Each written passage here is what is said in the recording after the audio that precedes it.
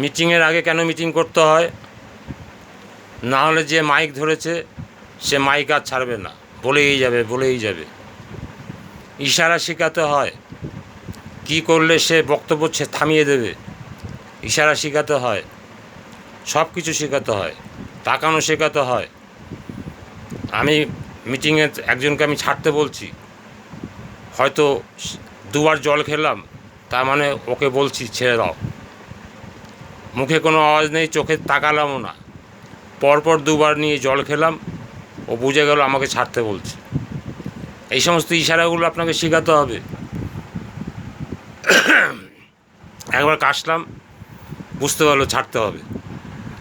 যদি না ইশারা করেন, না বুঝিয়ে রাখেন, না বুঝিয়ে মিটিং করতে আসেন, সেই মিটিং ঝুল হবে, সেই মিটিংয়ে লাভবান হবেন না। সব শিখিয়ে নিতে হবে।